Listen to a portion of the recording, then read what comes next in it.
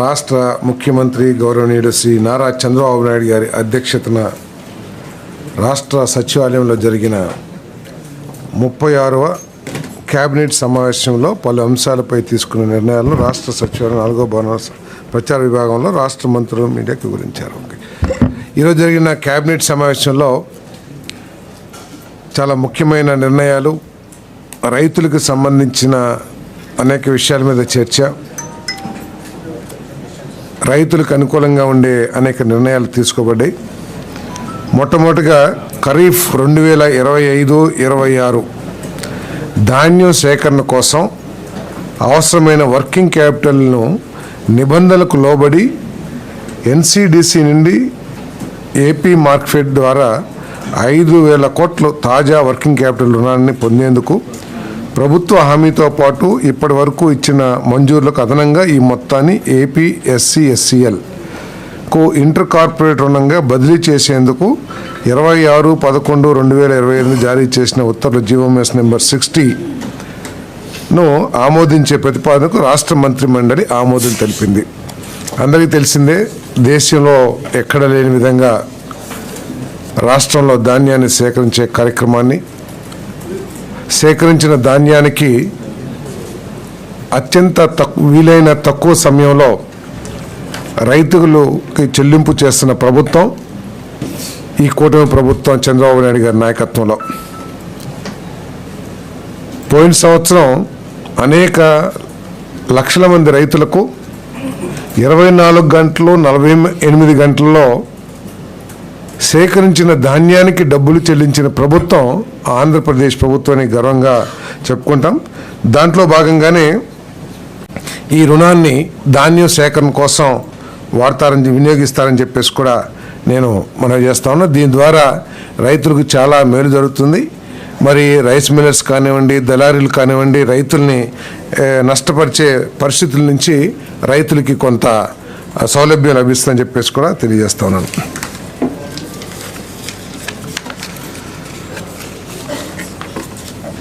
AP సహకార సంఘాల చట్టం 1964 కింద ఇప్పటికే ఉన్న ఏపీ స్టేట్ నూర్ భాషా దూదేకుల వెల్ఫేర్ అండ్ డెవలప్మెంట్ కార్పొరేషన్ను రద్దు చేస్తూ ఏపీ నూర్ భాషా దూదేకుల కోఆపరేటివ్ ఫైనాన్స్ కార్పొరేషన్ పేరుతో కొత్త కార్పొరేషన్ ఏర్పాటు చేసే ప్రతిపాదనకు రాష్ట్ర మంత్రి మండలి ఆమోదం తెలిపింది.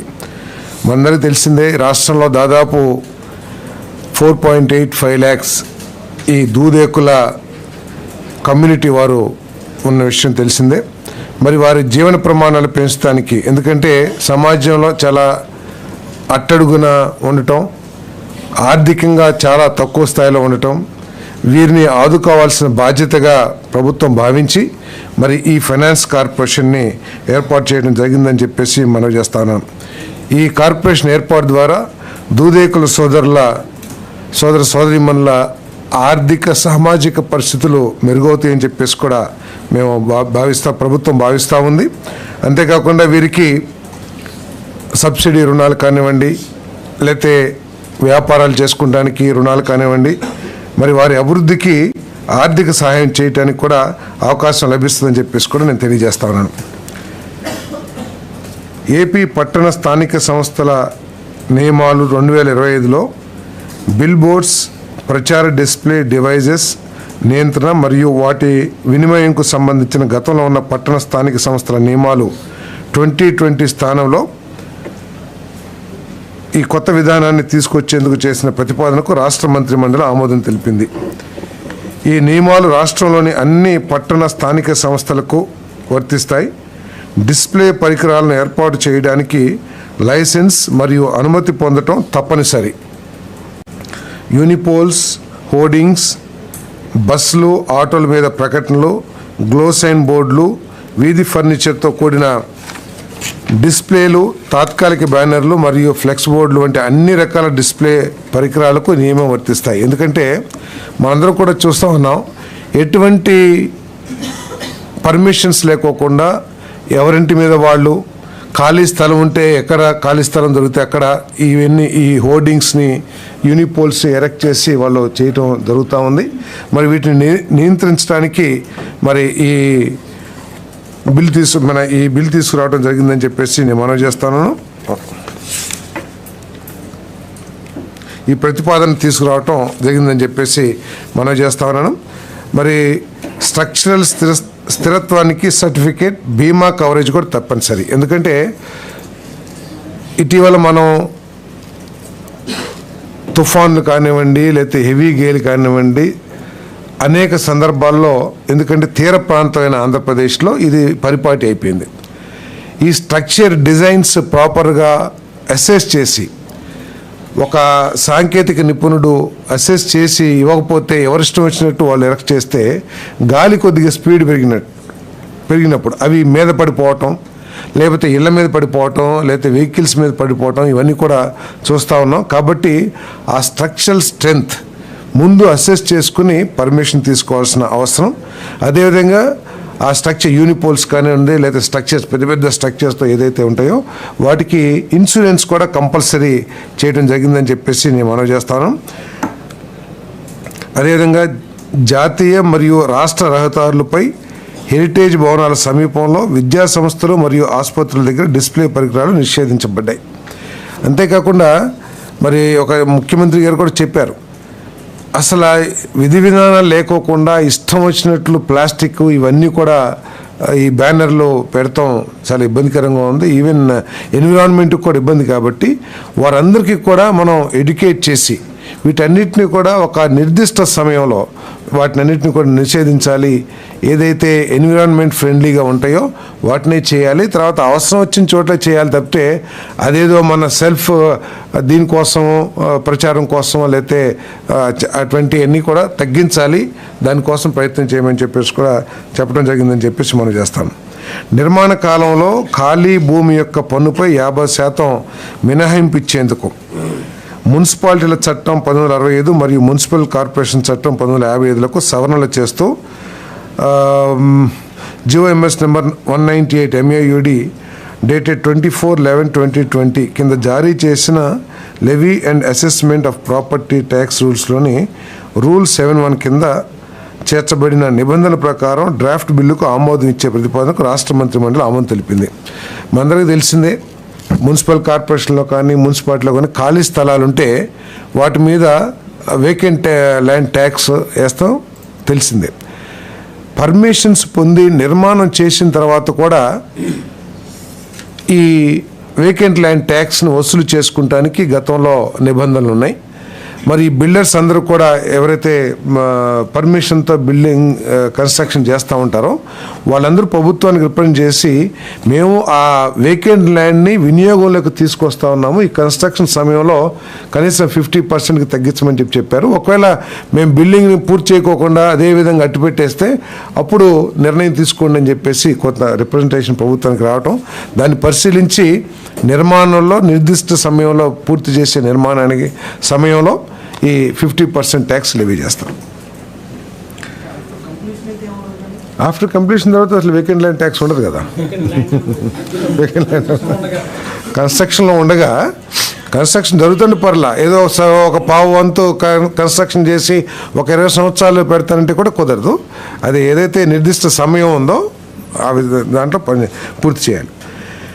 క్యాపిటల్ రీజియన్ పరిధిలోని 7 గ్రామాలలో అనగా వైకుంఠపురం, పెద్దమద్దూరు, ఎండ్రాయి, కార్లపూడి, వడ్లమాను, హరిశ్చంద్రపురం, పెద్దపరిమి 16,666.57 ఎకరాల విస్తీర్ణంలో ల్యాండ్ పూలింగ్ స్కీమ్ను ప్రారంభించేందుకు ఏపీసీఆర్డీఏ కమిషనర్కు అధికారం ఇచ్చే ప్రతిపాదనకు ఏపీసీఆర్డీఏ చట్టంలోని సెక్షన్ 55 యొక్క సబ్సెక్షన్ నిబంధనల ప్రకారం రాష్ట్ర మంత్రి మండలి ఆమోదం తెలిపిందని చెప్పేసి మనం చేస్తాను. మరి మనందరికీ తెలిసిందే, దాదాపు ఇంటర్నేషనల్ స్టాండర్డ్స్తో దేశంలో ఉన్న ఏ నగరానికైనా తీసిపోని విధంగా ఇంకా మెరుగైన విధంగా బెస్ట్ ఇన్ఫ్రాస్ట్రక్చర్ని ఏర్పాటు చేస్తూ మన రాష్ట్ర రాజధాని అమరావతి తయారవుతున్న విషయం మనందరికీ తెలిసిందే. ఈ అమరావతి సిఆర్డీఏ అభివృద్ధిలో భాగంగా ఆర్థిక పరిస్థితి మెరుగుపరచడానికి కానివ్వండి, లేకపోతే పేదరికం నిర్మూలించడానికి కానివ్వండి, ఇక్కడ ప్రజలు అవసరాలు సామాజిక అవసరాలు తీర్చడానికి కానివ్వండి, కొన్ని ముఖ్యమైన ఇన్ఫ్రాస్ట్రక్చర్ని డెవలప్ చేయాల్సిన అవసరం ఉంది. ఆ అవసరం కోసం ఈ 16,666 ఎకరాలని సేకరించడానికి ఏపీసీఆర్డీఏ కమిషనర్కి అనుమతి జారీ చేయబడింది, మంత్రిమండలి ఆమోదించిందని చెప్పేసి మనం చేస్తాం. మరి ఈ ల్యాండ్ ఎక్విజిషన్కి గ్రామ సభలు ఇప్పటికే రిజల్యూషన్ పాస్ చేయటం, అదేవిధంగా రైతులందరితో సమావేశం ఏర్పాటు చేసి రైతుల ఆమోదాన్ని తీసుకోవటం కూడా జరిగిందని చెప్పేసి నేను ఈ సందర్భంగా తెలియజేస్తా ఉన్నాను.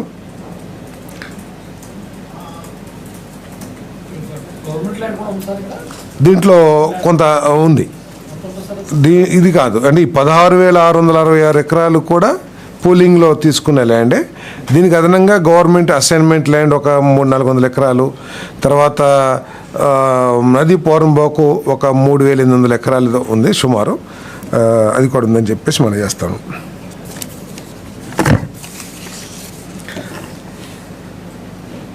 ఏపీ డిస్కామ్స్ ప్రాంతాల్లో PMSGMBY కింద SC/ST వినియోగదారులకు రూఫ్ టాప్ మరియు గ్రౌండ్ మౌంటెడ్ సోలార్ ఇన్స్టలేషన్ అమలుకు నాబార్డ్ నుండి ప్రభుత్వ హామీతో 3,762.26 కోట్లు రుణం పొందేందుకు chairman and MD AP discoms ప్రతిపాదనకు రాష్ట్ర మంత్రి మండలి ఆమోదం తెలిపింది. ఇది మనందరికీ తెలిసిందే.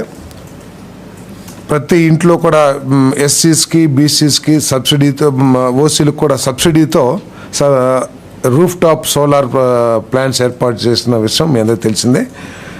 మరి దీనికోసం అప్పు 3,762 కోట్లు ఏదైతే రుణం పొందారో దానికి మంత్రిమండలి ఆమోదం తెలిపింది.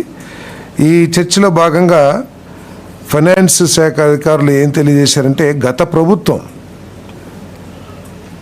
అది బాధ్యతారహితంగానండి, లేకపోతే ఆ రోజు ఆ ప్రభుత్వానికి ఉన్న, రాష్ట్ర ప్రభుత్వానికి ఉన్న పరపతి కానివ్వండి, 11-12% వడ్డీకి అప్పులు కొన్ని వేల కోట్ల రూపాయలు సేకరించడం జరిగింది.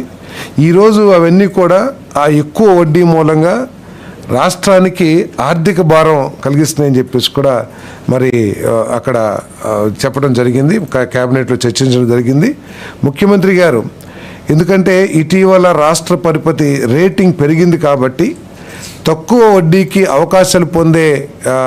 వడ్డీకి అప్పులు పొందే అవకాశం ఉంది కాబట్టి దాన్ని శోధించి తక్కువ వడ్డీలకి స్వాప్ చేయమని చెప్పేసి, ఉన్న అప్పుల్ని స్వాప్ చేసి తక్కువ వడ్డీలకి తీసుకోమని చెప్పేసి కూడా ముఖ్యమంత్రి గారు ఆర్థిక శాఖ అధికారులను ఆదేశించడం కూడా జరిగిందని చెప్పేసి నేను తెలియజేస్తాను.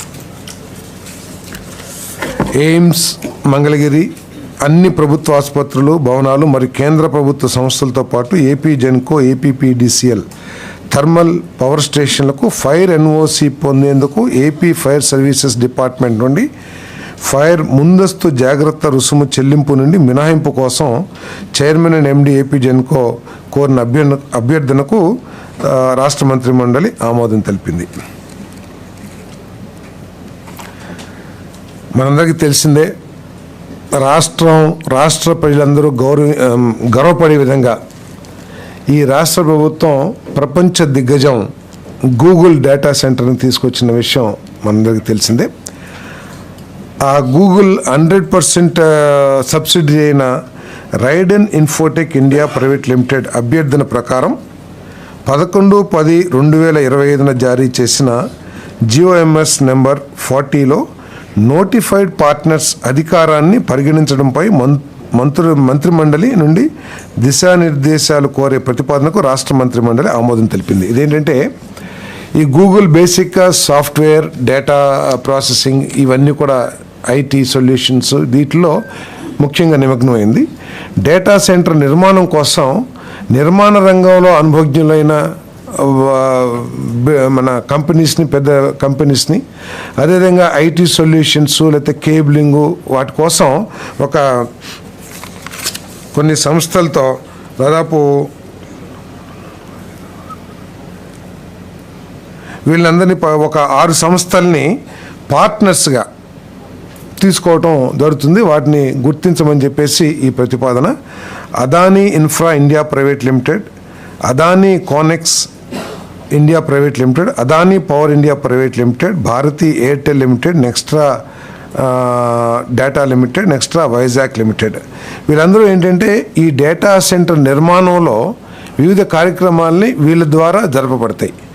వీళ్ళకి అధికారం ఇచ్చారని గుర్తించారంటే ఇంతకు ముందు ఉన్న ఏదైతే కమిట్మెంట్స్ రాష్ట్ర ప్రభుత్వంతో ఉందో దాంట్లో ఎటువంటి మార్పు ఉండదు. క్వాలిటీ కానివ్వండి, లేకపోతే టైం పీరియడ్ కానివ్వండి, లేకపోతే ఇన్వెస్ట్మెంట్ కానివ్వండి, ప్రతిదీ కూడా గతంలో గూగుల్ ఏదైతే రాష్ట్ర ప్రభుత్వంతో చేసుకున్న ఒప్పందం ఉందో దాని మేరకే ఇవన్నీ కూడా ఆ నిర్మాణం కన్వీనియన్స్ కోసం ఈ ఏర్పాట్లు గూగుల్ 100% సబ్సిడీ అయిన రైడెన్ ఇన్ఫోటిక్ ఇండియా ప్రైవేట్ లిమిటెడ్ అభ్యర్థుల మేరకు దీన్ని ఆమోదించడం జరిగిందని చెప్పేసి మనం చేస్తాను.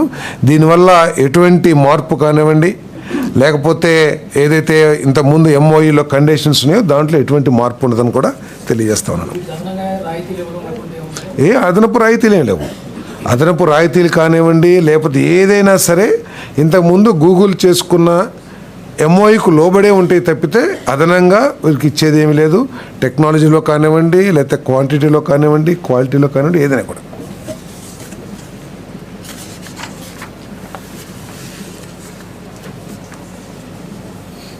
సవరించబడిన భారత్ నెట్ ప్రోగ్రాం అమలుకు కొత్త ఎస్పీవి ఏర్పాటు చేసే ప్రతిపాదనకు భారత ప్రభుత్వం వ్యాపార మరియు సేవా పంపిణీ నమూనా రూపకల్పన మరియు అమలులో కార్యాచరణ స్వయం ప్రతిపత్తి కల్పించాలని అభ్యర్థించే ప్రతిపాదనకు ఏబీపీ కోసం ఇన్ ప్రిన్సిపల్ ఆమోదం కోసం క్లాస్ 4లో మార్పు చేసే ప్రతిపాదనకు government of India in principle ఆమోదిత బడ్జెట్ 2,428 కోట్ల ప్రకారం కొత్తగా ప్రతిపాదించిన ఎస్పీవి అమలు కోసం త్వరితగతిన టెండర్ను విడుదల చేసే ప్రతిపాదనకు రాష్ట్ర మంత్రిమండలి ఆమోదం తెలిపింది.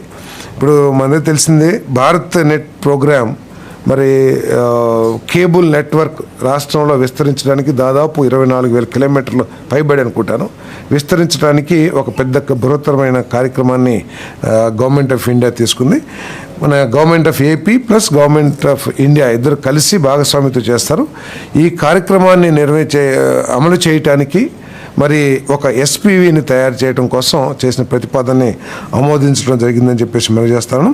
ఈ కార్యక్రమం వల్ల అధిక స్కేలబుల్ మరియు అధికమైన తదుపరి తరం నెక్స్ట్ జనరేషన్ ఐపీఎంపీఎల్ఎస్ అంటే హై పర్ఫార్మెన్స్ రూటింగ్ టెక్నాలజీ నెట్వర్క్తో ఏకీకృత యూనిఫామ్ నెట్వర్క్ టెలికాం నెట్వర్క్ తర్వాత ఇన్ఫ్రాస్ట్రక్చరు ఏర్పడతాయి ఈ భారత్ నెట్ ప్రోగ్రాం మూలంగా అని చెప్పేసి మనం చేస్తాను. భారత్ నెట్ మరియు రాష్ట్ర యాజమాన్యంలోని ఏపీఎస్ఎఫ్ఎల్ నెట్వర్క్ సజావుగా సేవల డెలివరీ కోసం యూనిఫైడ్ అధిక సామర్థ్య బ్రాడ్బ్యాండ్ మౌలిక సదుపాయాలను కల్పిస్తాయి. ఈ కార్యక్రమం ద్వారా ఏపీఎస్ఎఫ్ఎల్ రెండు కలిపి చేస్తున్న ఈ కార్యక్రమం దానివల్ల ఏంటంటే బెటర్ క్వాలిటీ నెట్వర్క్ కానివ్వండి లేదా హై స్పీడ్ నెట్వర్క్ కూడా ఈ రాష్ట్ర ప్రజలకు అందుబాటులోకి వస్తాయి. AP food processing society staffing ప్యాటర్నర్కు 16 పోస్టులను మంజూరు చేస్తూ డిప్యుటేషన్ కాంట్రాక్ట్ అవుట్సోర్సింగ్ ప్రాతిపదికన నియమించేందుకు అనుమతి ఇచ్చే ప్రతిపాదనకు రాష్ట్ర మంత్రిమండలి ఆమోదం తెలిపింది. గౌరవ ముఖ్యమంత్రి గారు 12/9/2024 జరిగిన ఆహార శుద్ధి ఫుడ్ ప్రాసెసింగ్ సమీక్షా సమావేశంలో ఏపీఎఫ్పిఎస్ను బలోపేతం చేయాలని ఆదేశించారు. పారిశ్రామిక అభివృద్ధి మరియు ఫుడ్ ప్రాసెసింగ్ రంగానికి రాష్ట్ర ప్రభుత్వం అత్యధిక ప్రాధాన్యత ఇస్తుంది. ఏపీఎఫ్పిఎస్ రాష్ట్రంలో ఫుడ్ ప్రాసెసింగ్ రంగానికి నోడల్ ఏజెన్సీగా పనిచేస్తుంది. మనందరం కూడా చూస్తూ ఉన్నాం. ముఖ్యమంత్రి గారు పదే పదే చెప్పేది ఏంటంటే ఈ రాష్ట్రాన్ని ఒక హార్టికల్చర్ హబ్గా తయారు చేయాలి, ప్రత్యేకంగా రాయలసీమ ప్రాంతాన్ని. ఇప్పుడు టేకప్ చేయబడిన ఇరిగేషన్ ప్రాజెక్ట్స్ మూలంగా నీటి నిర్వహణ ఒక యూనిఫామ్గా రాష్ట్రంలో ఉన్న అన్ని ప్రాంతాలకు కూడా అందించే ఆలోచన కానివ్వండి, అదేవిధంగా నదుల అనుసంధానం కానివ్వండి, వీటన్నిటి మూలంగా ఏంటంటే కల్టివేబుల్ ల్యాండ్స్ మెరుగుపడతాయి, ఎక్కువ అవుతాయి. దానికి తోడు హార్టికల్చర్ క్రాప్స్ కూడా ఎక్కువ చేయాలని ఎంకరేజ్ చేయాలని చెప్పేసి ముఖ్యమంత్రి గారు ఆలోచన, ఈ ప్రభుత్వం యొక్క ఆలోచన.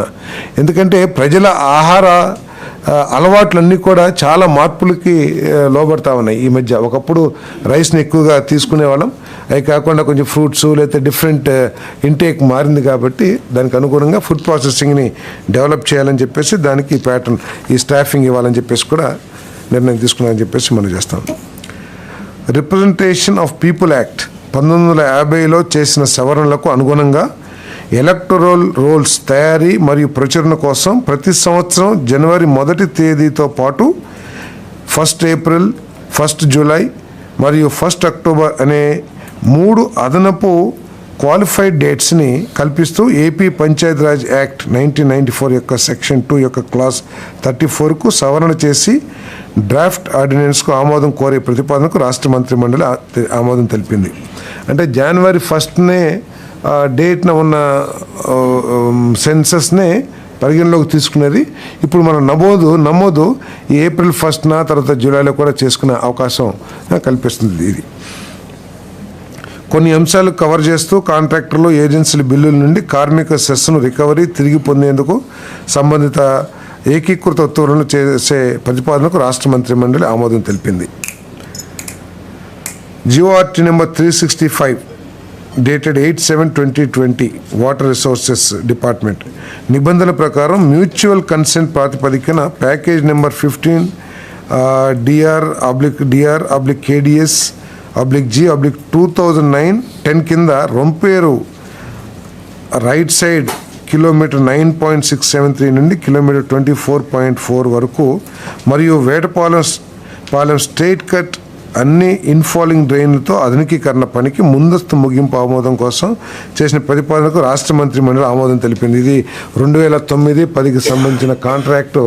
ఇక అది ముందుకు వెళ్ళే పరిస్థితి లేక, అక్కడ అవసరం లేక దాన్ని క్యాన్సిల్ చేస్తానికి మంత్రిమండలి ఆమోదం తెలిపిందని చెప్పేసి మనం చేస్తాను.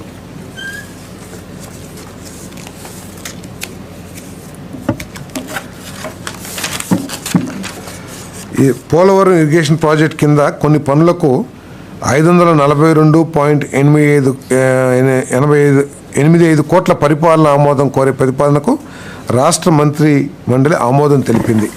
అంటే ఈ 524 కోట్లతో పోలవరం గ్రామం నుండి స్పిల్వే అనుసంధాన టన్నెల్ మరియు శాడిల్ డ్యామ్ వరకు కుడివైపు అనుసంధాన రహదారుల ఏర్పాటు, గ్యాప్ 1 నుండి పిఐపి ఎల్ఎంసి ప్రారంభ స్థానం ద్వారా హెడ్ రెగ్యులేటరీ మరియు కేఎల్ బండ్ వరకు 21 కిలోమీటర్ల పొడవుతో ఎడమవైపు అనుసంధాన రహదారుల ఏర్పాటు, కిలోమీటర్లు 0 నుండి కిలోమీటర్లు 6.2 వరకు ఏజీఎల్బీకు రక్షణ పనులు, తూర్పుగోదావరి జిల్లా పురుషోత్తపట్నం విలేజ్లో గండిపోచమ్మ తల్లి ఆలయ సభలో రక్షణ పనులు ఈ 524 కోట్ల రూపాయలతో టేకప్ చేయబడతాయని చెప్పేసి మనం చేస్తాను. మరి ముఖ్యమంత్రి గారు కూడా ప్రత్యేకంగా ఈ పోలవరం ప్రాజెక్ట్ని 2027లో కంపల్సరీగా ఎట్టి పరిస్థితులను పూర్తి చేయాలని చెప్పేసి మరి స్పష్టంగా చెప్పడం కూడా జరిగిందని చెప్పేసి నేను మనవి చేస్తాను. నేను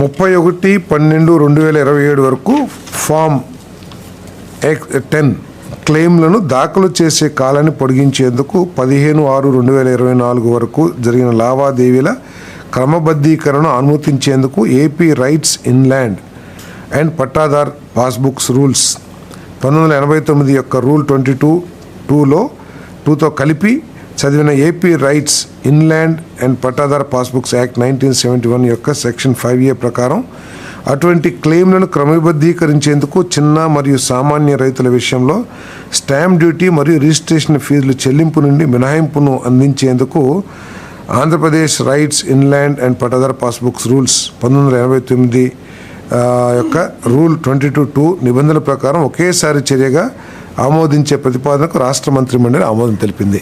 ఇదేమిటంటే మన గ్రామాల్లో తరచుగా చూస్తూ ఉంటాం, ప్రత్యేకంగా పేద రైతులు, చిన్న సన్నకారు రైతులు, వాళ్ళందరూ ఏంటంటే వారి బంధుత్వంలో కానీ లేకపోతే ల్యాండ్ కొనుక్కున్నప్పుడు వైట్ పేపర్ మీద అగ్రిమెంట్తోనే చాలా ల్యాండ్ ట్రాన్సాక్షన్స్ పూర్తి చేస్తారు.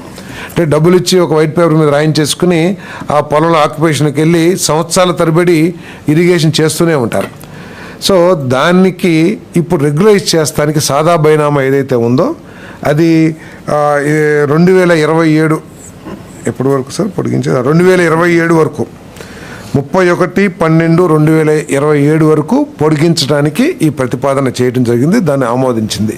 దీని ద్వారా ఏంటంటే 2024 వరకు జరిగిన ల్యాండ్ ట్రాన్సాక్షన్ అంటే భూముల కొనుగోలు అమ్మకాలు ఏదైతే ఉన్నాయో తెల్ల పేపర్ మీద రాసుకున్నా కూడా వాటి ఆధారంగా చిన్న సన్నకారు రైతులకి ఎటువంటి స్టాంప్ డ్యూటీ లేకోకుండా రెగ్యులరైజ్ చేయబడతాయని చెప్పేసి తెలియజేస్తా ఉన్నాను. మరి ఇదంతా ఏంటంటే రాష్ట్రంలో ప్రత్యేకంగా సన్న చిన్నకారు రైతులకి, పేద రైతులకి ఇది చాలా మేలు చేకూరుస్తుంది. వాళ్ళు తీసుకున్న భూముల్ని ఒక భూమి హక్కు కలిగిస్తుందని చెప్పేసి కూడా నేను తెలియజేస్తా ఉన్నాను. పెద్ద రైతులైతే రిజిస్ట్రేషన్ స్టాంప్ డ్యూటీ చెల్లించాలి. యాదవ్ భవన్ స్కీమ్ కింద యాదవ్ కమ్యూనిటీ అవసరాలను తీర్చేందుకు యాదవ్ భవన్ నిర్మాణం కోసం విశాఖపట్నం రూరల్ మండలంలోని మడసర్లోవా గ్రామంలోని సర్వే నెంబర్ 20/21 నుండి వేరు చేయబడిన 50 సెంట్లు భూమిని బీసీ కార్పొరేషన్ ద్వారా వారికి ఇవ్వబడుతుందని చెప్పేసి మనం చేస్తాను. వారి అవసరాల కోసం కమ్యూనిటీ హాల్ కానివ్వండి, లేకపోతే ఇతరత్ర నిర్మాణాలు దాంట్లో చేసుకుంటానికి అవకాశం కల్పిస్తుంది. భవిష్యత్తులో బలహీన వర్గాలకి, దళితులకు కూడా అవకాశం ఉన్న మేర ఇటువంటి ఏర్పాటు చేయాలని చెప్పేసి కూడా ప్రభుత్వం ఆలోచన చేస్తుంది. తిరుపతి రూరల్ మండలంలోని దామినేడు గ్రామంలో జాతీయ ప్రమాణ క్రీడా మౌలిక సదుపాయాల స్థాపన కోసం సర్వే నెంబర్ 198-8, 193-8, 193-9 మొదలైన వాటిలో 28 ఎకరాల 37 సెంట్లు విస్తీర్ణంలో ఉన్న ప్రభుత్వ భూమిని జిల్లా కలెక్టర్ ప్రతిపాదించిన మార్కెట్ విలువకు, అంటే ఎకరాకు 2.5 కోట్ల విలువైన భూమిని ఉచితంగా ఏపీటీఏకు బదిలీ చేసే ప్రతిపాదనకు రాష్ట్ర మంత్రి ఆమోదం తెలిపింది. అంటే స్పోర్ట్స్ని ఎంకరేజ్ చేయాలనే ఆలోచనలో భాగంగా ఇది చేయటం జరిగింది. బుక్ అడ్జస్ట్మెంట్తో ఈ ల్యాండ్ని బదిలీ చేస్తారు. దీనికి పేరు స్పోర్ట్స్ సిటీ అని కూడా నామకరణం చేయాలని చెప్పేసి కూడా ముఖ్యమంత్రి సూచించడం జరిగిందని చెప్పేసి మనం చేస్తాను. చిత్తూరు జిల్లాలోని మంగసముద్రం లోని 167, 128/1A, 169/1 మరియు 170లోని 8 ఎకరాల 8 సెంట్లు విస్తీర్ణంలో ఉన్న ప్రభుత్వ భూమిలో సివిల్ సెక్టర్ కింద కేంద్రీయ విద్యాలయాన్ని స్థాపించడానికి న్యూఢిల్లీలోని కేంద్రీయ విద్యాలయ సంఘటన్ ఉచితంగా బదిలీ చేసే ప్రతిపాదనకు రాష్ట్ర మంత్రి మండలి ఆమోదం తెలిపింది. ఈ భూమి యొక్క విలువ 2,77,27,120 రూపాయలు. బట్ ఉచితంగా ట్రాన్స్ఫర్ చేయబడుతుంది మన సెంట్రల్ స్కూల్ కోసం.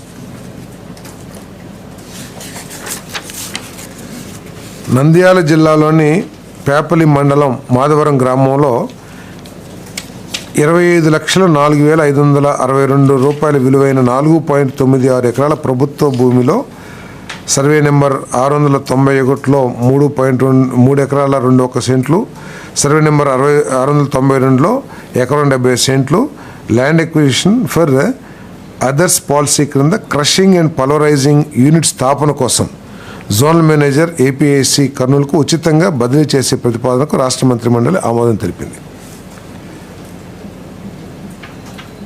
ఇతర రాష్ట్రాల్లో మరణించిన వారి విషయంలో వారసత్వంగా వచ్చే పూర్వీకుల వ్యవసాయ ఆస్తులను బదిలీ చేసే విషయంలో అమలు చేసిన డీడ్లకు భారతీయ స్టాంప్ యాక్ట్ 1899 షెడ్యూల్ 1A యొక్క ఆర్టికల్ 40కు సంబంధించి కొత్త నిబంధనలు చేర్చే ప్రతిపాదనకు 26/11/2014 జారీ చేసిన 395 రెవెన్యూ శాఖలో విభజన డీడ్లపై స్టాంప్ డ్యూటీ నిర్దేశించే నోటిఫికేషన్కు రాష్ట్ర మంత్రి మండలి ఆమోదం తెలిపింది.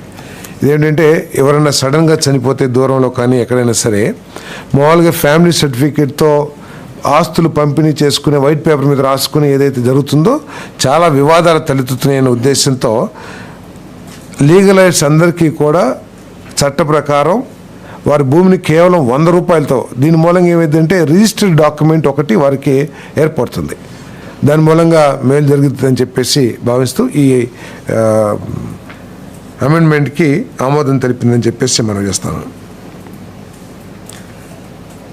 Indian institute of foreign trade Kakinada campus నిర్మాణం కోసం సవరించిన నిధుల నమూనా 50% గవర్నమెంట్ ఆఫ్ ఇండియా మరియు 50% గవర్నమెంట్ ఆఫ్ ఏపీ వాటా ఆమోదం కోసం చేసిన ప్రతిపాదనకు రాష్ట్ర మంత్రి మండలి ఆమోదం తెలిపింది. దీని అంచనా వ్యయం 229.8 కోట్లు మరియు నిర్వహణ వ్యయం 40 కోట్లు. గత ప్రభుత్వం సమయంలోనే కేంద్ర ప్రభుత్వం నిధులు రిలీజ్ చేసినా కూడా రాష్ట్ర ప్రభుత్వం ఏర్పాటు చేయాల్సిన వాటా ఏదైతే ఉందో వాళ్ళు చేయకపోవటం మూలంగా ఈ ప్రాజెక్టు డిలే అయింది. ఇప్పుడు రాష్ట్ర ప్రభుత్వం దాన్ని పూర్తి చేయాలని చెప్పేసి సంకల్పించిందని చెప్పేసి కూడా తెలియజేస్తాను.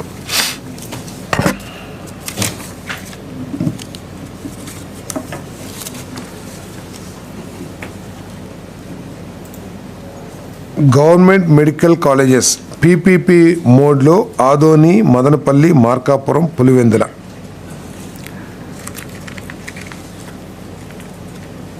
ఈ ప్రపోజల్కి ఆర్ఎఫ్పిలో మోడిఫికేషన్ కోసం చేసిన ప్రతిపాదన ఏదైతే ఉందో దాన్ని మంత్రిమండలి ఆమోదించిందని చెప్పేసి తెలియజేస్తా ఉన్నాను. ఇంతకుముందు ప్రభుత్వం ఆదోనిలో కాలేజీకి 59.1 ఎకరాలు కేటాయిస్తే దాన్ని తగ్గించి, అంటే మెడికల్ ఐఎంఏ నిబంధనల ప్రకారం కావాల్సిన భూమి ఏదైతే ఉందో ఆ భూమి వరకు మాత్రం వారికి పీపీపీ మోడ్లో డెవలప్ చేసి ఏజెన్సీకి అప్పచెప్పి అడిషనల్గా ఎక్సెస్ ల్యాండ్ ఏదైతే ఉందో, ఉదాహరణకి ఆదోనిలో 49.64 ఎకరాలు ఈ సంస్థకి పీపీపీ మోడ్లో వచ్చే సంస్థకి ఇవ్వటం జరుగుతుంది.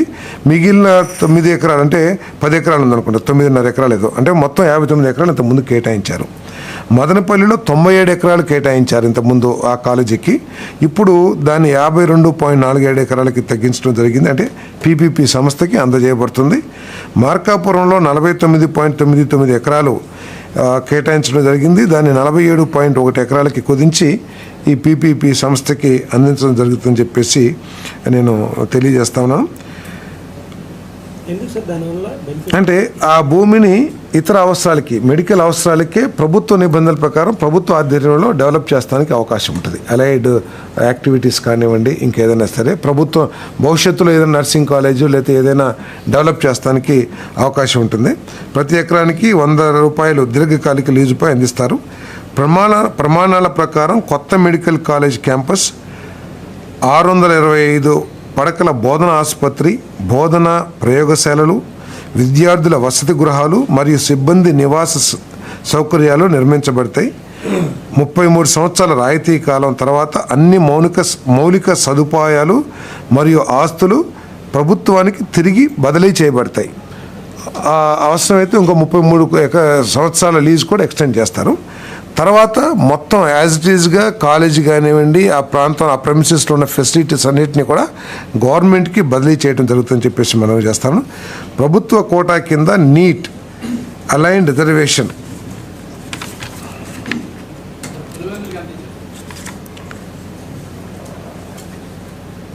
పులివెందులో 48.5 ఎకరాలు, మొత్తం 51.51, అంటే చుట్టూతా రహదారిలాగా నిర్మించారు. ఆ రహదారిని పక్క గ్రామాలు కూడా వినియోగించుకునే విధంగా దాన్ని చేశాం.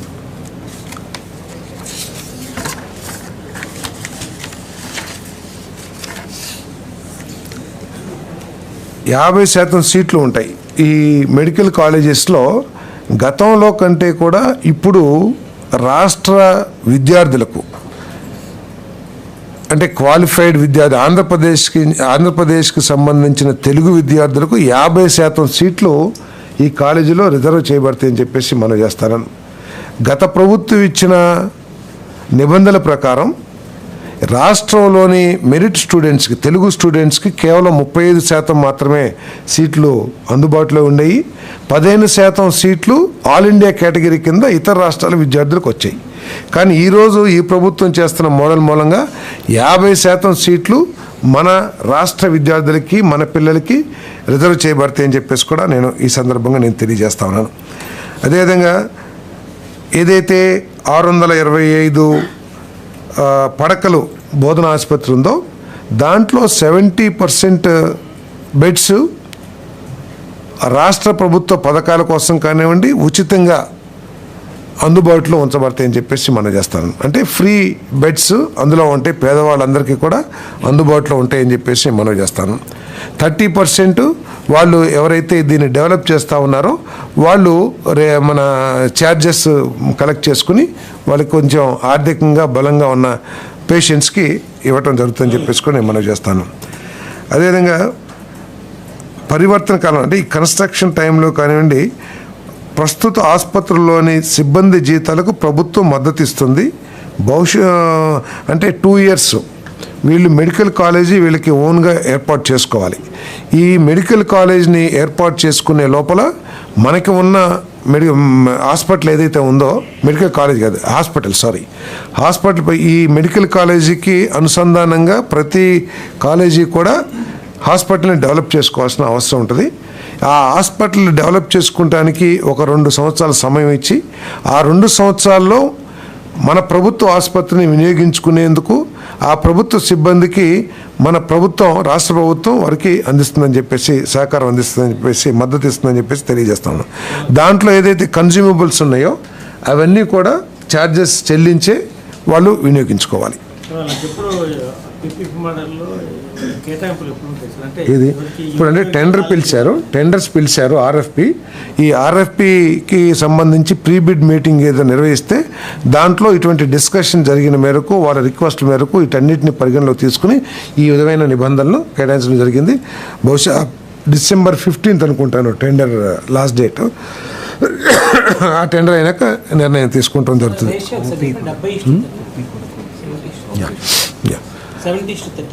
70 బెడ్స్ 70:30. ఇది కూడా గత ప్రభుత్వంలో కూడా ఇదే నిబంధనలు ఉన్నాయి.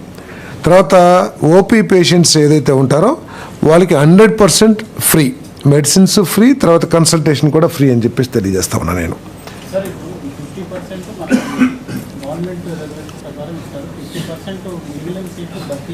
మేనేజ్మెంట్ సీట్స్, తర్వాత ఎన్ఆర్ఐ సీట్స్ ఉంటాయి.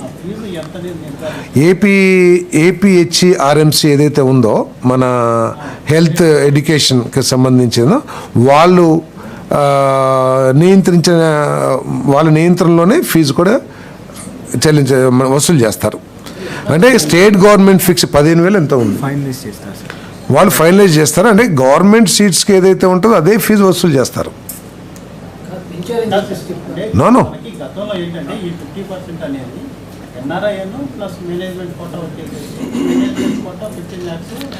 12 ఎస్ అవును, దాన్ని ఏం పెంచలేదు. అవి మేనేజ్మెంటు ఎన్ఆర్ఐ కోటాకి ఇస్తారు, అది మేనేజ్మెంట్ డిసైడ్ చేసుకుంటుంది. కానీ 50% సీట్స్ ఏదైతే ఉన్నదో అవి మాత్రం ప్రభుత్వ నిబంధనల ప్రకారం ఫీజు వసూలు చేయబడుతుంది.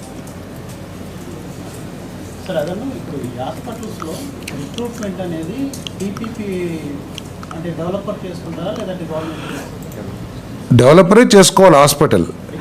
ఆ హాస్పిటల్ తయారయ్యే లోపల 2 సంవత్సరాల కాల పరిమితితో మనకు ఉన్న ఫెసిలిటీస్ హాస్పిటల్, ఇప్పుడు ఏలూరు మెడికల్ కాలేజ్ ఉందనుకోండి, ఆ మెడికల్ కాలేజీకి అనుసంధానంగా హాస్పిటల్ నిర్మాణం పూర్తయ్యే లోపు ఏలూరు గవర్నమెంట్ హాస్పిటల్ని వినియోగించుకోవచ్చు, సర్వీసెస్ని వినియోగించుకోవచ్చు. అంతా వాళ్ళే నియమించుకుంటారు, మన వాళ్ళు ఏమైనా వాడరు. గవర్నమెంట్ ఎంప్లాయీస్ ఏముంటారు, ప్రైవేట్ హాస్పిటల్ కూడా ప్రైవేట్ హాస్పిటలే, అంటే గవర్నమెంట్ హాస్పిటలే, కానీ పీపీపీ వాళ్ళు నిర్వహిస్తారు. అంటే దీనివల్ల ఏమవుతుందంటే రాష్ట్ర ప్రభుత్వం ఇమీడియట్గా నిధులు కేటాయించాల్సిన అవసరం ఉండదు. తర్వాత ఒక్కొక్క హాస్పిటల్కి 165 కోట్లు, సబ్జెక్టు కరెక్షన్ 165 ఉంది. 165 కోట్లు ప్రతి సంవత్సరం కూడా ఆపరేషన్ అండ్ మెయింటెనెన్స్కి ఖర్చు అవుతుంది. ఆ ఖర్చు రాష్ట్ర ప్రభుత్వం మీద భారం ఉండదు. సో తర్వాత మనందరికీ తెలిసిందే, ప్రైవేట్ హాస్పిటల్స్ గవర్నమెంట్ హాస్పిటల్స్ కంటే కూడా కొంచెం మెరుగ్గా ఉంటాయి అనేది ప్రజల్లో ఒక ఆలోచన ఉంది. కాబట్టి వారికి మెరుగైన వైద్య సేవలు అందించడానికి కూడా అవకాశం ఉంటుంది. తర్వాత దీనికి ఎక్కడ కూడా వారి పీపీపీ సంస్థ ఏదైతే ఉంటుందో వారి పేరు పెట్టుకోవడానికి, అంటే మెయిన్గా పెట్టుకోవడానికి వీలేదు. It's a government hospital. Sir ఇప్పుడు కాలేజీ ప్రైవేట్ వ్యక్తులకు, ఇప్పుడు వెంకటరామయ్య, సుబ్బరామయ్య ఏదో ఒక పేర్లు ఉంటాయి కదా, గవర్నమెంట్ మెడికల్ కాలేజ్ కింద పెట్టుకోవచ్చు. మీ పేరు ఓకే, ప్రభుత్వ మెడికల్ కాలేజ్ అని పెట్టి కింద విజయ్ అని పెట్టుకోవచ్చు, ఏదైనా పెట్టుకోవచ్చు. బట్ దాని బ్రాండ్ మాత్రం ఆ కాలేజ్ ఏం కాలేజ్ అంటే గవర్నమెంట్ హాస్పిటల్ అంతే తప్పితే ప్రైవేట్ పీపీపీ సంస్థ ఏదైతే ఉంటుందో వారి పేరు మీద ఆ హాస్పిటల్ బ్రాండింగ్ జరగదు. ఓకే,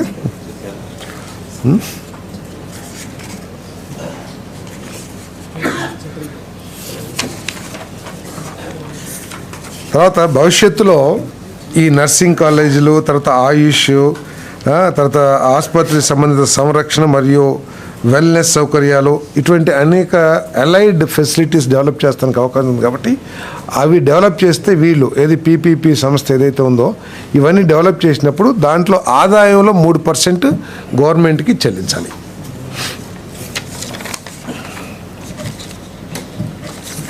ఓకే, ఇంకేమైనా డౌట్స్ ఉందా పీపీపీ మీద? ఆయన పేరు మీద వైద్య కళాశాల వచ్చింది కదా సార్. ఆయన పేరు కాదు, ఉదాహరణకి చెప్పాను మరి. ఆయన కాదు కదా, ఆయన పేరు మీద కాదంటే వారికి ఉన్న అనుమానాన్ని తీరుస్తున్నాను. ఆ కాలేజీ పేరు, ఆ హాస్పిటల్ పేరు గవర్నమెంట్ కాలేజ్. దాంట్లో ఎటువంటి తీసుకుంటే అప్లై చేయమని ఇంకా టైం ఉంది. ఎవరైనా సరే దీంట్లో గవర్నమెంట్కి ఎటువంటి రిజర్వేషన్స్ లేవు. ఎవరైనా సరే అర్హత కలిగిన బిడ్డర్స్ ఎవరైనా సరే ఉండొచ్చు అని చెప్పేసి నేను మనవి చేస్తాను.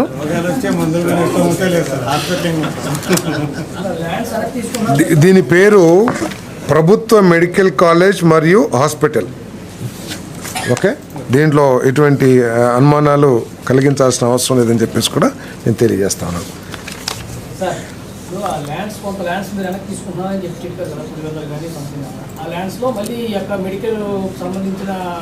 ఎప్పుడైనా భవిష్యత్తులో ఏదైనా అలైడ్ యాక్టివిటీస్కి కానీ డెవలప్ చేస్తారు గవర్నమెంట్ కానీ లేకపోతే వాళ్ళు కానీ చేస్తే దానికి అదనంగా మనకి ఇన్కమ్ వస్తుంది. ఓకే, ఈ ల్యాండ్స్ ఓన్లీ గవర్నమెంట్, సారీ, ఈ ల్యాండ్లో ఓన్లీ గవర్నమెంట్ డెవలప్ చేస్తుంది, వాళ్ళకి ఇవ్వబడదు. వాళ్ళకి బట్ ఆ కాలేజీలో ఎలైడ్ యాక్టివిటీస్ ఏమైనా డెవలప్ చేస్తే, ఇప్పుడు మనం ఇచ్చిన 47 ఎకరాలు ఏదో చెప్పాం కదా, దాంట్లో వాళ్ళు ఏదన్నా సరే ఫార్మసీ కాలేజ్ లేకపోతే నర్సింగ్ కాలేజ్ ఏర్పాటు చేశారనుకోండి, దాంట్లో వచ్చే ఆదాయంలో కూడా 3% గవర్నమెంట్కి చెల్లించాలి. ఈ ఎక్సెస్ భూమి వాళ్ళకి ఇవ్వబడదు, okay. Andhra Pradesh allopathic private medical care establishments bill registration and regulation amendment bill 2025 ద్వారా Andhra Pradesh allopathic private medical care establishments act 2002 యొక్క సెక్షన్ 2 and 18 యొక్క షార్ట్ టైటిల్ కొన్ని నిబంధనలకు సవరణ చేసే ప్రతిపాదనకు రాష్ట్ర మంత్రిమండలి ఆమోదం తెలిపింది.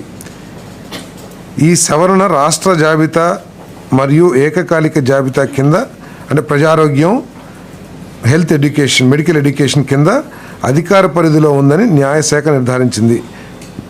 గతంలో నిబంధనలు లేని సౌకర్యాలు మరియు సేవలకు కనీస ప్రమాణం నిర్దేశిస్తుంది. పారదర్శకంగా స్థాపన, రిజిస్ట్రేషన్ డేటాను పబ్లిక్ డొమైన్లో ఉంచే ఆదేశాలను కలిగి ఉంది. శిక్షణ లేని వ్యక్తులను తొలగించడం ద్వారా చట్టబద్ధమైన ఆయుష్ అభ్యాసకుల ఇమేజ్ను కాపాడుతుంది. ఇది ప్రైవేటు వైద్య సంస్థల మెరుగైన నియంత్రణ మరియు రోగుల భద్రతకు దోహదపడుతుంది. ఇదేంటంటే ఆయుష్ హెల్త్ కేర్ ఏదైతే ఉందో దాన్ని అలోపతిక్ హెల్త్ కేర్కి సమానంగా డెవలప్ చేయాలని చెప్పేసి ఆయుష్ ఏదైతే భారత ఇండియన్ మెడిసిన్ ఏదైతే ఉందో ఆ వైద్యాన్ని కూడా ప్రజలకి ఎక్కువగా అందుబాటులోకి తీసుకురావాలనే ఉద్దేశంతో ఈ రిజిస్ట్రేషన్ ఇవన్నీ చేశారు. ఇప్పుడు దాకా ఏంటంటే ఈ ఆయుర్వేద డాక్టర్స్ కానీ యునానీ డాక్టర్స్ కానీ ప్రత్యేకంగా రిజిస్ట్రేషన్స్ లేకపోవడం మూలంగా క్వాలిఫైడ్ వాళ్ళతో సమానంగా ప్రతి ఊర్లో కానీ లేకపోతే ఎక్కడ పడితే అక్కడ ఈ ఆయుష్ పేరు మీద లేకపోతే యునానీ పేరు మీద చాలామంది వ్యక్తులు చేయటం జరిగేది. వీటన్నిటినీ కూడా నియంత్రించి అన్ని వైద్య అవసరాలు కూడా భారతీయ వైద్యం ఏదైతే ఉందో దాన్ని ప్రజలకు అందుబాటులో వచ్చే లక్ష్యంతో ఈ కార్యక్రమాన్ని ఏర్పాటు చేస్తామని చెప్పేసి మనం చేస్తాను. ఈ యాక్ట్ని allopathic and AYUSH private limited, ఇంతకుముందు ఏంటంటే medical care private medical care establishments అంటే ఇంతకుముందు అలోపతిక్ మెడికల్ కేర్ ఎస్టాబ్లిష్మెంట్స్ అని ఉండేది. ఇప్పుడు allopathic and AYUSH private medical care కింద ఎస్టాబ్లిష్మెంట్ కింద పిలువబడుతుందని చెప్పేసి మనం చేస్తాను. ఈ ఆయుష్ ట్రీట్మెంట్ని లీగల్గా గుర్తించడానికి మన అలోపతిక్ మందులతో పాటు ఈ ఆయుష్ మందులను కూడా లీగల్గా ప్రజలకు అందుబాటులో తీసుకురావడానికి ఈ అమెండ్మెంట్ ఉపయోగపడుతుందని చెప్పేసి మనం చేస్తాను. అదేవిధంగా ఈ కొత్తగా ఆయుష్ హాస్పిటల్ని ఏర్పాటు చేస్తానికి ఆఖరికి మెటర్నిటీ హోమ్స్ కూడా మన భారత వైద్య విధానంలో భాగంగా మెటర్నిటీ హోమ్స్ని కానివ్వండి, డిస్పెన్సరీస్ కానివ్వండి, థెరపీ సెంటర్స్ని కానివ్వండి, డయాగ్నోస్టిక్ సెంటర్స్ కానివ్వండి ఓపెన్ చేస్తానికి అంటే గుర్తింపుతో రిజిస్ట్రేషన్తో ఏర్పాటు చేయడానికి అవకాశం ఉంటుందని చెప్పేసి నేను మనవి చేస్తాను. ఓకే, తర్వాత ఇది ఏదైతే ఉందో మన టిడ్కో దీని మీద టెక్నికల్ కమిటీ రిపోర్టు ఇవ్వటం జరిగింది. దీని మీద సంక్షిప్తంగా కూడా చర్చించడం జరిగిందని చెప్పేసి మనవి చేస్తాను. ఈ రిపోర్ట్ని గ్రూప్ ఆఫ్ మినిస్టర్స్ని ఏర్పాటు చేసి ఏ విధంగా ముందుకు వెళ్ళాలి అనే దాని మీద తగు నిర్ణయాలు తీసుకోమని చెప్పేసి కూడా ముఖ్యమంత్రి గారు ఆదేశాలు ఇవ్వడం జరిగింది. ఎందుకంటే ఈ టిడ్కో ఎంతో దూరదృష్టితో ఈ రాష్ట్రంలోని మధ్యతరగతి పేదవాళ్ళకి ఒక మంచి విలువైన ఆస్తిని అందించాలని ఏదైతే చంద్రబాబు నాయుడు గారు ఆలోచించారో దాన్ని పూర్తిగా విధ్వంసం చేసింది తర్వాత వచ్చిన ప్రభుత్వం. ఉద్దేశపూర్వకంగా ఆ పనులు ఆపేయటం కానివ్వండి, ఉద్దేశపూర్వకంగా ఆర్థిక భారం అయినా కూడా కొన్ని వేల కోట్ల రూపాయలు ఖర్చు పెట్టి రంగులు వేయటం కానివ్వండి, ఉద్దేశపూర్వకంగా ఉచితంగా ఇస్తామని చెప్పి, లేకపోతే 50% తక్కువ చేస్తామని చెప్పి రకరకాల ప్రకటనలు చేసి వాటిని అమలు చేయకోకుండా ఈ బెనిఫిషరీస్ పేరు మీదే అప్పులు తీసుకొచ్చి ఆ అప్పులను కూడా డైవర్ట్ చేసేయటం. ఒకవేళ ఒక బెనిఫిషరీ పేరు మీద అప్పు తీసుకొచ్చి ఆ నిర్మాణాన్ని పూర్తి చేసి ఆ ఆస్తిని వారికి అందించినట్లయితే ఇటు అద్దె భారం తగ్గింది కాబట్టి కొంత ఈ ఇన్స్టాల్మెంట్స్ ఏదైనా కట్టుకోవడానికి అవకాశంగా ఉండేది. ఈరోజు ఈ రుణాలని ఆ బెనిఫిషరీస్ పేరు మీద తీసుకోవటం మూలంగా ఒక సైడ్ ఏమో ఈ ఇల్లులు అందించబడకపోవటం మూలంగా, బెనిఫిషరీకి అందించకపోవటం మూలంగా ఒక సైడ్ ఏమో అద్దె కట్టుకుంటున్నారు, ఇంకో సైడ్ ఏమో ఒక కాల పరిమితితో, అంటే ముందు ఒక మినిమం టైం తీసుకుంటారు కదా, ఆ టైం దాటిపోయింది కాబట్టి ఇప్పుడు ఇన్స్టాల్మెంట్స్ కూడా కట్టమని చెప్పేసి బ్యాంకులు ఆ బెనిఫిషరీస్ని ఒత్తిడి చేసే పరిస్థితి. అంటే రెండు కట్టాల్సి వచ్చింది. ఆ చెంప ఈ చెంప కొట్టించుకున్నట్లు అయిపోయింది మన బెనిఫిషరీస్కి. ఎంతో ఉన్నతమైన ఆలోచనతో ప్రారంభించిన ఈ ప్రాజెక్ట్ని పూర్తిగా విధ్వంసం చేయడం జరిగిందని చెప్పేసి నేను మనవి చేస్తాను. మరి 77,371 ఇల్లులు 90%, 95%, 100% పూర్తిగా వచ్చినాయి. మరి పార్షియల్గా 50 to 70% 64,245 ఇల్లులు పూర్తయినాయి. 25 నుంచి 50% 49,328 హౌజెస్ ఉన్నాయి. మరి 25% 1,22,000, అంటే మొత్తం 3,13,832 ఇల్లులు నిర్మాణంలో ఉన్నాయి. దాదాపు 1,44,000 ఉగాదికి అందించాలని చెప్పేసి 1,44,000 ఇళ్ళని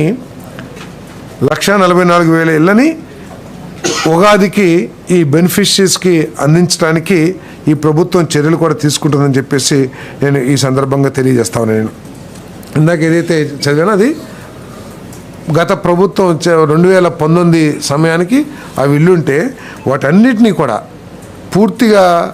పూర్తి చేయకుండా ఉద్దేశపూర్వకంగా ఆ ప్రాజెక్ట్ మొత్తాన్ని కూడా సర్వనాశనం చేసింది గత ప్రభుత్వం అని చెప్పేసి కూడా నేను ఈ సందర్భంగా తెలియజేస్తా ఉన్నాను.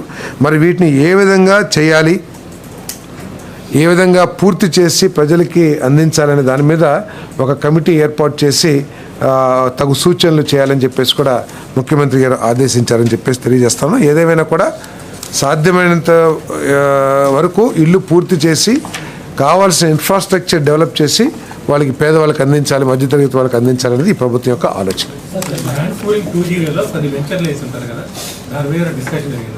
దాని మీద డిస్కషన్ జరగలేదు. అంటే ఇదేంటంటే ఓఆర్ఆర్ కోసం, అదేవిధంగా మనకి రైల్వే లైన్స్ వస్తున్నాయి కాబట్టి రైల్వే లైన్స్ నిర్మాణం కోసం, రైల్వే స్టేషన్ నిర్మాణం కోసం, స్పోర్ట్స్ సిటీ, ప్రత్యేకంగా స్పోర్ట్స్ సిటీ కూడా అభివృద్ధి చేయాలనే లక్ష్యంతో, అంటే అమరావతి ఇంటర్నేషనల్ స్టాండర్డ్తో కూడిన బ్రహ్మాండమైన నగరాన్ని నిర్మించబోతా ఉన్నాం. దాంట్లో అన్ని వసతులు, స్పోర్ట్స్, రైల్వే, ఓఆర్ఆర్ ఇవన్నీ కూడా నిర్మించడం కోసం ఈ అదనపు ల్యాండ్ పూలింగ్ చేయడం జరుగుతుంది.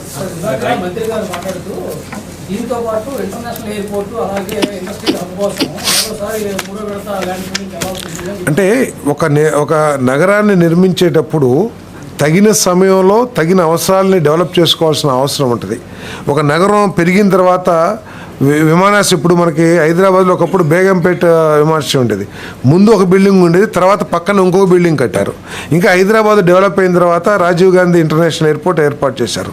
అట్లాగే అమరావతి అభివృద్ధి అయిన తర్వాత మనం చూస్తూ ఉన్నాం, దాదాపు 9 లక్షల కోట్లు పెట్టుబడులు గ్రౌండ్ అయినాయి.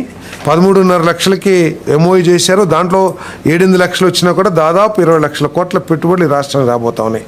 కాబట్టి పారిశ్రామికంగా ఆర్థికంగా మరి ఎకానమీ డెవలప్ అవుతుంది కాబట్టి ఆయా సమయాల్లో అవసరాలను బట్టి డెవలప్ చేస్తానికి ప్రభుత్వం ఒక ప్రణాళికతో ఉందని చెప్పేసి మనం చేస్తాను. అవసరమైతే భూమిని తీసుకుంటాం. ఎస్, ఇప్పుడు నగరం అభివృద్ధి చెంది రాష్ట్రం బ్రహ్మాండంగా అభివృద్ధి చెందినప్పుడు ప్రజల ఆమోదంతో రైతుల ఆమోదంతో రైతులకి నష్టం జరగకోకుండా తప్పకుండా ల్యాండ్ పూలింగ్ చేస్తాం. ఏదని 4 విడతలు ఉన్నాయని చెప్పట్లేదు కదా, అవసరం బట్టి తీసుకుంటాం, రైతుల ఆమోదంతో తీసుకుంటాం అని చెప్తున్నాయి.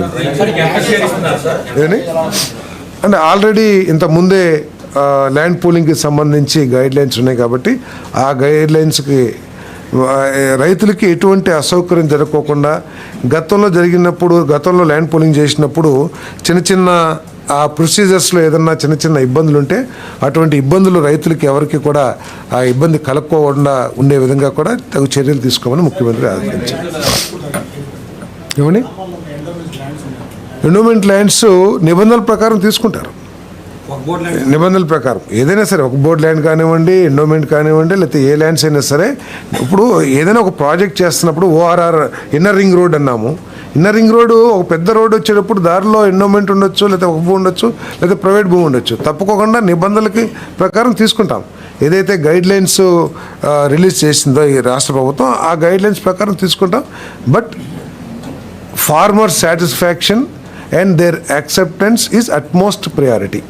వాళ్ళకి ఈ సేకరణలో కానివ్వండి, లేతే రికార్డ్స్ని రెవెన్యూ రికార్డ్స్ని తయారు చేయడంలో కానీ ఎటువంటి ఇబ్బంది లేకోకుండా, అసౌకర్యం లేకోకుండా చూడమని చెప్పేసి ముఖ్యమంత్రి గారు చాలా స్ట్రిక్ట్గా ఆదేశించడం జరిగిందని చెప్పేసి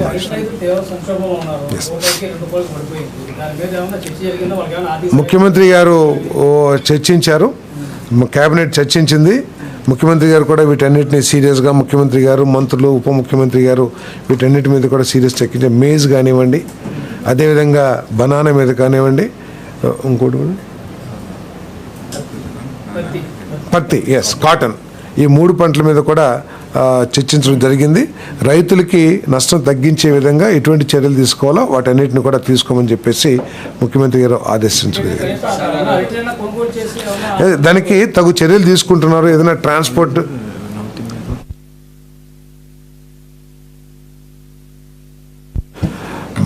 అదే దాని రైతుకి ఏ విధంగా మేలు చేయాలి. ఇప్పుడు ఈ 2-3 రోజుల నుంచి లేదా వారం రోజుల నుంచి ప్రభుత్వం తీసుకున్న చర్యల మూలంగా దాదాపు ఒక 3-4 రూపాయలు రేటు పెరిగిందని చెప్పేసి కూడా మన చర్చలో వచ్చింది. అదేవిధంగా తగు చర్యలు సరిపోదు అంటలా, తీసుకున్న చర్యల మూలంగా పెరిగింది. ఇంకా పెంచడానికి కావాల్సిన అన్ని చర్యలు తీసుకోమని చెప్పేసి కూడా ముఖ్యమంత్రి గారు ఆదేశించారు. అదేవిధంగా మేజ్కి వేరే సంస్థ ద్వారా కొనుగోలు చేయించడానికి మార్కెట్ ప్రకారం ఒక సంస్థతో మాట్లాడటం జరిగింది. ఆ సంస్థని రాష్ట్రానికి తీసుకొచ్చి ఏదైతే గ్యాప్ ఉంటుందో ఆ గ్యాప్ని ఏ విధంగా ఫిల్ చేయాలనేది కూడా ప్రభుత్వం ఆలోచిస్తుంది. అదేవిధంగా ఇప్పుడు మన రాష్ట్రంలో చాలా ఇథనాల్ ప్లాంట్స్ వచ్చినాయి. వాళ్ళకి ఏదైనా ఇన్సెంటివ్స్ ఇచ్చి కానీ, లేకపోతే వారికి ఏదైనా కొంత బెనిఫిట్స్ చూపించి ఈ మొక్కజొన్నని కొనుగోలు చేయించి మెరుగైన ధరకి కొనుగోలు చేయించేందుకు తగు చర్యలు తీసుకోవాలని చెప్పేసి కూడా ముఖ్యమంత్రి సూచించారు.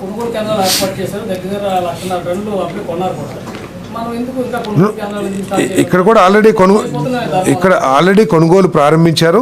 అందుకని చెప్పే కదా, కొనుగోలు ఒక పెద్ద సంస్థని తీసుకొచ్చి ఆ సంస్థలతో కొనుగోలు చేపిస్తున్నారు. ఆ గ్యాప్ ఏదైతే ఉందో మార్కెట్ రేట్కి, తర్వాత ఇంత ముందు ఉన్న రేట్కి, ఎంఎస్పి రేట్, అదే అంటే గవర్నమెంట్ ఇంటర్ఫిరెన్స్లో భాగంగానే ఒక సంస్థని తీసుకొచ్చి కొనుగోలు చేపిస్తూ ఉంది.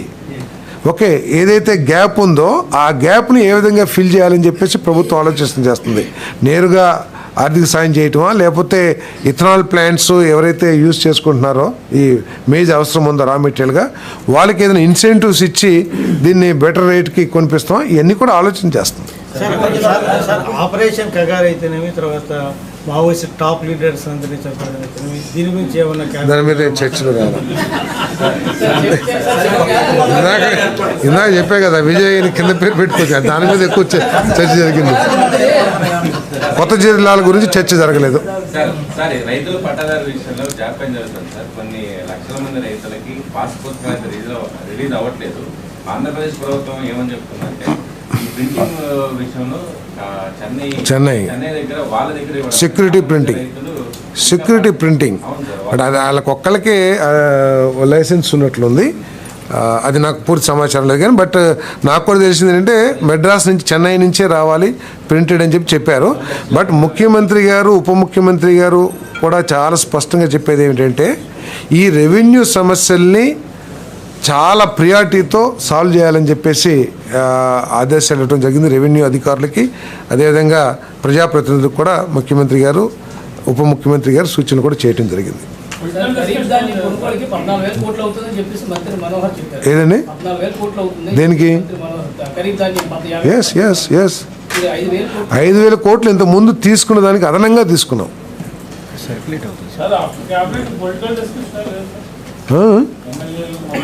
లేదు అలాగే జనసేన వాళ్ళు ఫస్ట్ పవన్ కళ్యాణ్ గారు ఫస్ట్ ల్యాండ్ పూలింగ్ మొదటి దశ పూర్తి అయిన తర్వాత రెండో దశకి ల్యాండ్ పూలింగ్ ఎంత మంచిదని చెప్పేసి అప్పుడు చెప్పారు మాట్లాడారు. దాని మీద ఏమైనా డిస్కషన్ ఆయన ఏమైనా మాట్లాడారా? రెండో ల్యాండ్ పూలింగ్ రెండో దశ పూలింగ్ దాని మీద ఏమైనా డిస్కషన్ జరగలేదు. కానీ ఆ గ్రామ పంచాయతీలు తీర్మానం అదేవిధంగా రైతులతో కూడా చర్చించడం రైతులు ఒప్పుదల ఇవన్నీ కూడా పొందిన తర్వాత అవసరాలను దృష్టిలో పెట్టుకొని ఇప్పటికే జరుగుతున్న అభివృద్ధి కార్యక్రమాలను దృష్టిలో పెట్టుకుని ఇది అవసరం కాబట్టి తీసుకోవడం జరిగింది.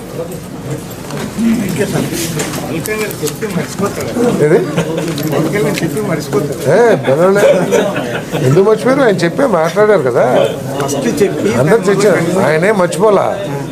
ఆయన అన్ని సమీక్షించారు. ఆ రోజుకి ఈ చర్యలు తీసుకోమన్నారు. ఈ మధ్యకాలంలో తీసుకున్న చర్యలు కానివ్వండి, తీసుకున్న టెండర్స్ కానివ్వండి.